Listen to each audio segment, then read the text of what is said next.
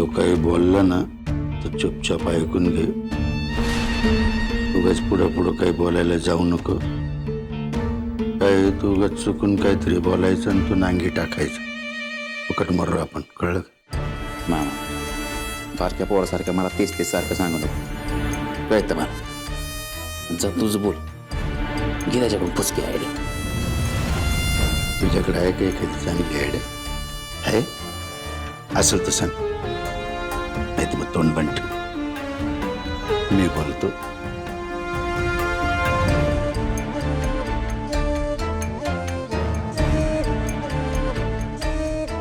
विद्याधर,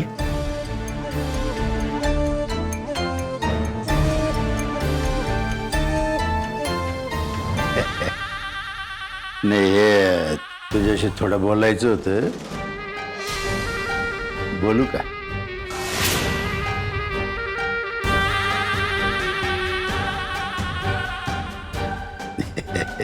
नाही, तुला आमचा राग येणं स्वाभाविक आहे. म्हणजे बल्लून मी एवढे प्लॅन केले, तुला बाजूला ठेवला. पण हे सगळं आपल्यासाठीच केलं ना, आपल्या फायद्यासाठीच केलं ना. हे बघ कसं आहे विद्याधर, शेवटी आपण सगळे एक आहोत. एकत्र राहिलं पाहिजे ना आपण.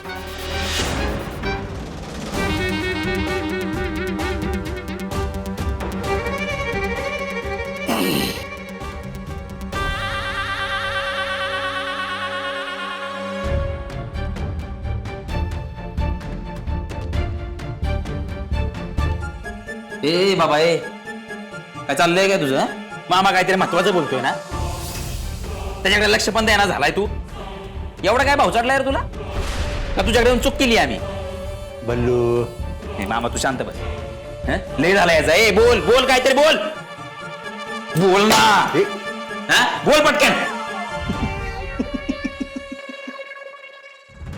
काय भावी चेअरमन जिरले का सगळे?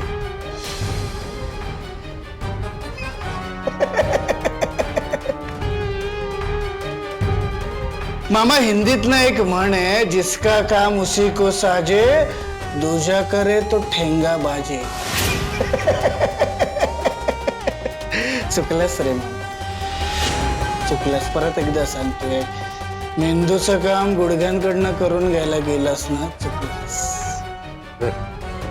चूक झाली माझी. मग आता काय करू? पाय धरू का थोबाडात मारून घेऊ? हे बघ मामा अरे घे ना.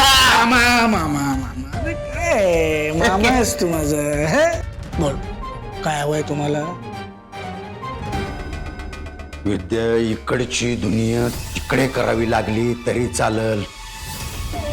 हे इलेक्शन आपण जिंकलंच पाहिजे. अरे कळलं? अर्जुन पडलाच पाहिजे. काही अर्जुन जर हे इलेक्शन जिंकला ना तर कारखाना त्याच्या ताब्यात जाईल. आणि मग आपले हाल आहे ना, कुत्रे सुद्धा खाणार नाही. आहेच ना, आहेच. आणि मी एवढ्यासाठी म्हणतो की हे जेवढं आमच्या फायद्यासाठी ना, तेवढंच तुझ्या सुद्धा फायद्यासाठी. माझा काय संबंध रे? माझा काय संबंध? वा, विसरला काय? आपण जो काही कारखान्यात घोळ करून ठेवलेला आहे, तो अर्जुन जर सत्तेवर आला ना तर ते उकरून काढील आणि सोड घेईल आपला.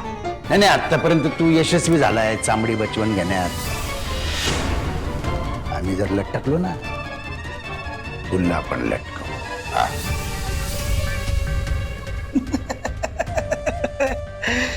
मामा, अरे काय बोलतोय तू? हा, मी मी मी तुमची मदत केली नव्हती? हल्लीच विसरलास का मामा तू? मीच सगळ्यात जास्त मदत केली आहे तुझी.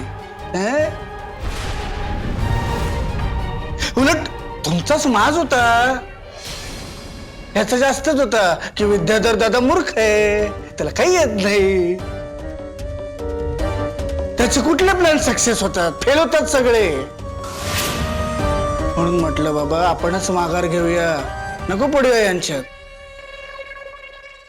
ठीक आहे ठीक आहे, जाऊ ते सगळे जाऊ दे रे. मी करणार, मी तुमची मदत करणार. फक्त माझी एक अट आहे.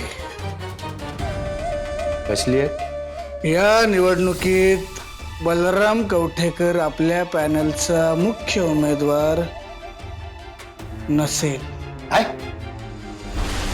काय बोलला तू? तुझं तुला तरी कळतंय का? हे मामा सांग याला, फॉर्म भरला मी माघार घेत नसतो, चेअरमन मीच होणार.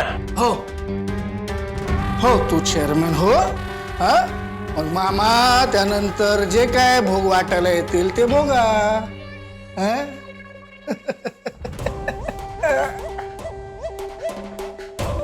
तुला फॉर्म भरायचा आहे का? तुला माहिती आहे का चेअरमन? अरे रे, मला कशाला हवंय तुमचं ते चेअरमन पद? मी ठरवलं ना तर इथं बसून तिथला कारभार चालवू शकतो. मला नाही तुमच्या त्या इलेक्शन मध्ये इंटरेस्ट. मग असा कोण उमेदवार आहे का जो अर्जुनला टक्कर देईल?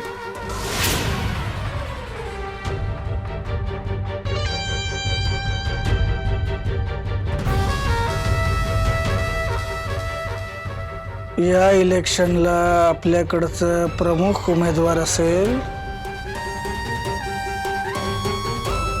तर बोल की. कवठेकरांचा खरा वारस. काय?